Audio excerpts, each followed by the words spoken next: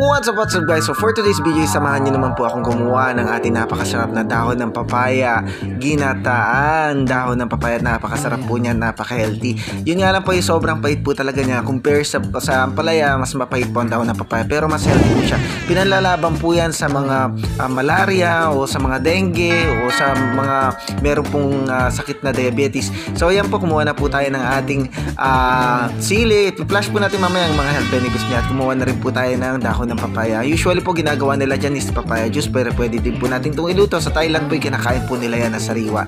At yan po chinyap na ni Kuya Mark ang ating dahon ng papaya at pinrepare na po natin ito. Pigayin lang po natin ito pag hinugasan natin para mabawasan po yung pait, kasi sobrang pait po talaga. Sobrang pait.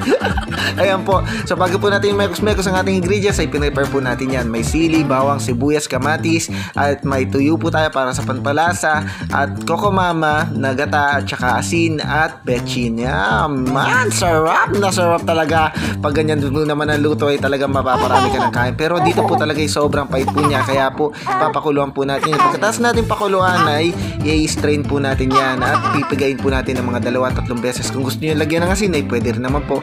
Kung ayaw naman po ay pwedeng diretso pigaan na lang po yan. Pagkatapos po nating pigayin yan ay mag-prepare na po tayo ng ating mantika. Lagay po natin yung ating tuyo at durug-durugin po natin ito habang niluluto.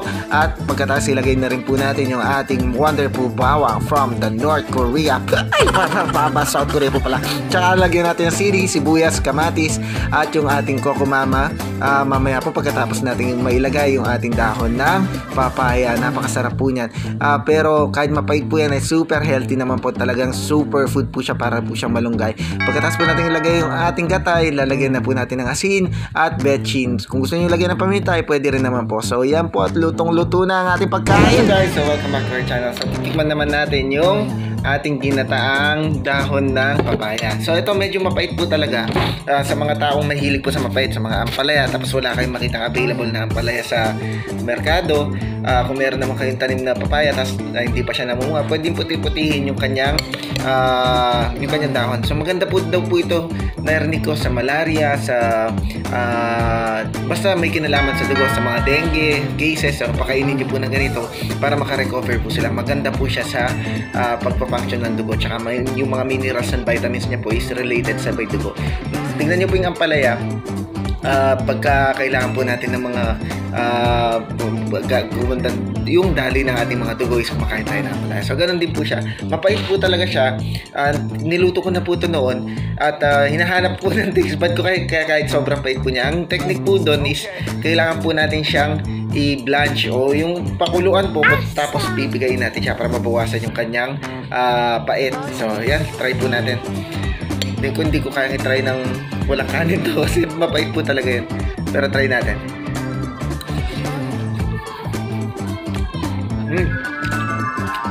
As in, napakapait po pero masarap.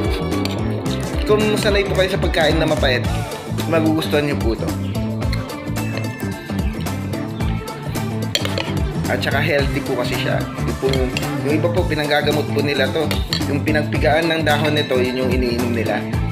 So yung nutrients po talaga is nasa dahon niya, bukod po dun sa mga bunga niya.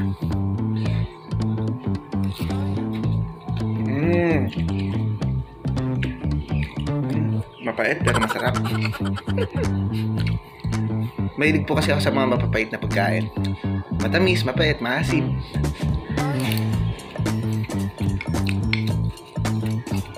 Pero ito sobra po talaga yung pait niya, para siyang mas mapait pa po siya sa ampalaya, pero masarap. Ito pa, healthy. Hindi ka magigilting kumain kasi nga maganda siya sa katawan.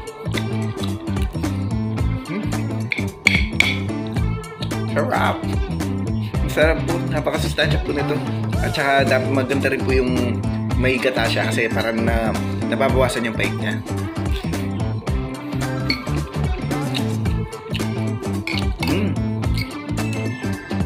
Tuyo. Kain po tayo.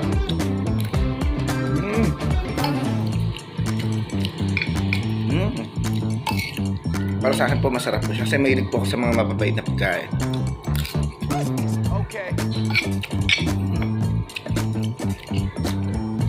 Pero sa mga hindi naman po, huwag nyo na lang po siya lutuin. Pero kung mahilig po kayo sa ampalaya, pwede nyo po siyang itry kasi pang alternative po siya pag wala po kayong makitang ampalaya o dahon ng ampalaya sa palengke.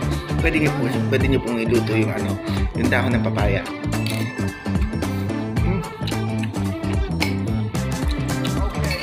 Sa ibang bansa po, hindi po ako nagkakamali sa Taiwan, sa Thailand, kinakain po nila ito ng sariwan dahon. Mas mapait po yung pag sariwa kaysa sa niluto.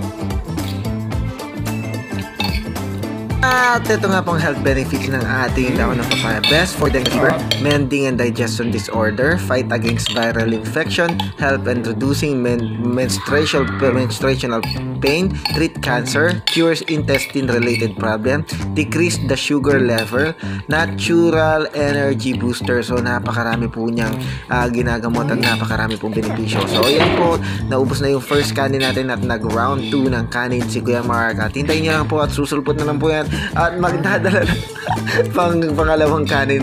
At sobrang po niya, sobrang pait po niya. As in po, kung gusto niyo pong ipag-treat yan sa mga may malaria o may mga dengue, advice ko po sa inyo na i-blender nyo na lang po, tapos kunin nyo na lang yung katas, tapos yung sapal itapon nyo na lang po, tapos painom nyo na lang po. Kasi kung yung pasyente po hindi po masyadong mahilig sa mapait, so for sure po na mahirapan po siyang kumain ng dahon ng papaya kasi sobrang pait po niya. Pero kung ipapa-intake nyo po siya ng halimbawa po parang gagawin nyo siyang syrup, ay sigurado naman po na hindi po kayo mahihirapan magpainom ng katas ng dahon ng papaya kasi sobrang healthy po niya. Nakita niyo naman po pati mga bowels po natin, pati yung mga bituka natin, kung meron pong mga nagmamalfunction ay kaya po niya ayusin, lalo na yung mga diabetes o diabetic patient na meron pong problema o masyadong mataas ang blood sugar nila, is pwede po niyo yung pambalanse kasi po sobrang healthy po, kasama talaga sa buhay yan. Hindi po ba napaka healthy at madali lang po hanapin yung minsan yung gamot na hinahanap po natin is nandyan lang po sa paligid. So God bless po. We'll see you on the next vlog. See you. God bless. At muli po, ito po ang iyong Kuya Mark at Kuya Mark. Always lang po tayo na always make our moment at proud gawin po natin healthy ang ating buhay nang sa ganyan lagi po tayong masaya dahil ang kalusugan ay parte ng ating kasiyahan na to. Kung healthy po tayo, healthy living is a satisfied living, kasi nga po wala po tayong sakit at wala po tayong naalala. Gawin po natin masaya ang ating buhay sa bawat segundo, minuto, oras ng ating buhay sapagkat yun ay regalo galing sa Diyos. At kung hindi pa po kayo nakafollow sa ating Facebook page, ay pakipollow po, pakisubscribe na rin po ang ating YouTube channel. God bless po. We'll see you on our next vlog. Cheese! Sarap! Pahabol! Bye-bye!